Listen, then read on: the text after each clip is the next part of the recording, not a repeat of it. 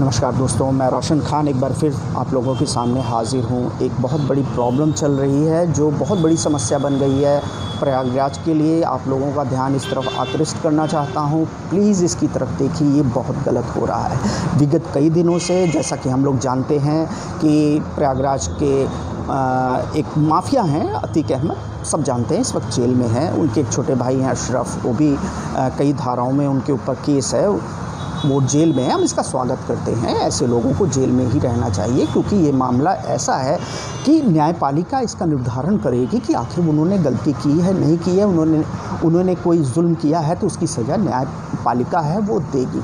लेकिन इसकी आड़ में एक बहुत बड़ा खेल चल रहा है, बहुत बड़ा खेल चल रहा है जिसके ऊपर आपका ध्यान मैं ले जाना चाहता हूँ। वो ये है कि अतीक अहमद दोषी हैं, अशरफ दोषी हैं, ठीक है, उनके खिलाफ़ कार्रवाई चल रही है, लेकिन इसके लिए उनके परिवार के ऊपर जो उत्पीड़न हो रहा है, उनके खिलाफ़ जो कार्रवाइयाँ हो रही हैं, वो कहाँ तक न्याय संगत है, इस पे आप लोगों का ध्यान ले जाना चाहता हूँ। सिर्फ चंद मिनटों में मैं अपनी बात कहूँगा। आप लोग सोचिए, समझिए, इस देश में न्यायपालिका है। जो आदमी गलत काम करता है उसके लिए न्यायपालिका है, वो निर्धारित करती है कि आपने वाकई जुल्म किया है कि नहीं किया है। उसके बाद सज़ा होती है। अगर आपके ऊपर कोई झूठा केस है तो वो समाप्त हो जाता है। हम वेलकम करते हैं इन चीज़ों को, लेकिन जो हो रहा है वो बहुत ही दुखदाई है। प्रशासन पूरा अमला लेकर अतीक अहमद के घर पहुंचता है।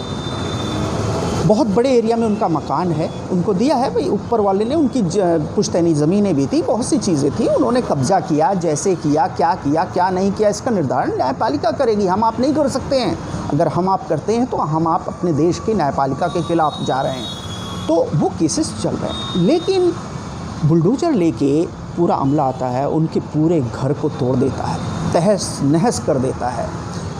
ये बिना सोचे हुए कि उस घर के रहने वाले, अतीक अहमद के परिवार के घर के रहने वाले, उनकी बहन, उनकी बीवी, उनके बच्चे, उनकी बेटियां, वो कहाँ जाएंगे, बिना इसको सोचे प्रशासन शासन के आदेश पर पूरा का पूरा उनका घर नेस्त नाबूद कर देता है। चलो ठीक है, इससे भी बड़ा खेल अगला है। वो ये है कि अब शुरू होता है अतीक अहमद के जितने भी पारिवारिक संबंधी हैं, जितने भी उनसे जुड़े हुए लोग हैं, रिश्तेदार हैं, नातेदार हैं, पट्टीदार हैं, अब उनके खिलाफ़ भी यही कार्रवाई शुरू हो जाती है। उनके घरों को अवैध बता दिया जाता है। उनके घर जिस ज़मीन पे बने हैं उसको राजकीय आस्थान की ज़मीनें बता दी जाती हैं, उनको गिराना शुरू कर दिया जाता है।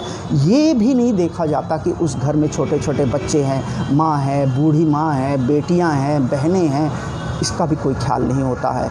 हटवा में जैद, उनके मकान को गिरा दिया जाता है। फिर बेली राजापुर के रहने वाले कम्मू, जाबिर, राशिद, भुट्टो, इन लोगों के तमाम मकान एक एक करके सबके गिराए जा रहे हैं। उनकी कई प्रॉपर्टीज़ को डैमेज कर दिया जा रहा है, ख़त्म कर दिया जा रहा है। ये कहाँ का न्याय है भाई, ये कहाँ का न्याय है? इसका जवाब देना होगा योगी जी। ये इतना आसान नहीं है कि आप किसी के खिलाफ़ इस तरह की कार्रवाई करेंगे बिना मौका दिए हुए। इस न्यायपालिका में मौका देने का अधिकार है। अगर कोई गलत कर रहा है उसको नोटिस दी जाती है, उस नोटिस के जवाब दिया जाता है। अगर नहीं दिया जाता है तब आप ये कार्रवाई कर सकते हैं। इस तरह से आप नहीं कर सकते। आप लोगों ने देखा होगा मुंबई में कंगना रनावत के घर को महाराष्ट्र की सरकार सिर्फ ये कह के तोड़ देती है, छोटा सा पोर्शन, कि अवैध है, पूरे देश में विधवा विलाप होता है। लेकिन जब अतीक और उसके परिवार के लोगों को घर तोड़ा जा रहा है, ये कह के लोग खुशियाँ मना रहे हैं, अरे वो माफिया है, वो ये है, वो है, ठीक है, मैं भी कहता हूँ वो है, लेकिन उसकी बीवी ने क्या जुर्म किया है, उसके बच्चों ने क्या जुर्म किया है, उसकी बहनों ने क्या जुर्म किया है, उसकी बहन की बेटियों ने क्या जुर्म किया है, उनके रिश्तेदारों ने क्या जुर्म किया है, उनके रिश्तेदारों की बहन, बेटियां, माँ ने क्या जुर्म किया है, इसका जवाब कौन देगा? आप क्यों उनके घरों को गिरा रहे हैं? क्यों उनको उनके सर पे छत जो है उसको छीन रहे हैं? वो लड़कियां बताओ जो पर्दों में रहती थी, बेचारी सड़कों पे बैठ के नारे लगा रही हैं, अपने हक की आवाज़ उठा रही हैं, उनको सुनने वाला कोई नहीं है। ये हो क्या रहा है? इनका आपको बहुत बड़ी बद्दुआ लगेगी। एक समझ लीजिएगा, इस देश के लिए बहुत गलत हो रहा है। इस देश में धर्म, जात, संप्रदाय, रंग के हिसाब से कानून का इस्तेमाल किया जाता है। ये एकदम क्लियर हो गया है, एकदम क्लियर हो गया है। ये चीज़ अब रुकनी चाहिए। ये एक सेकुलर देश है, यहाँ पर इस तरह की चीज़ें नहीं चलेंगी। ये एक लोकतांत्रिक देश है, यहाँ पे निरंकुश सरकार नहीं चाहिए। आप सड़कों पे निकल नहीं सकते, आप सरकार के खिलाफ बोल नहीं सकते, आप सरकार के खिलाफ लिख नहीं सकते। भाई अगर आप ऐसा कर रहे हैं तो आपके ऊपर धाराएं लगाकर आपको अंदर कर दिया जा रहा है, आपके ऊपर लाठियां चलाई जा रही हैं, आपके घर परिवार वालों के ऊपर झूठे आरोपों में केस किए जा रहे हैं। ये हो क्या रहा है इस देश में? ये वक्त है मेरे भाइयों, देखो, समझो।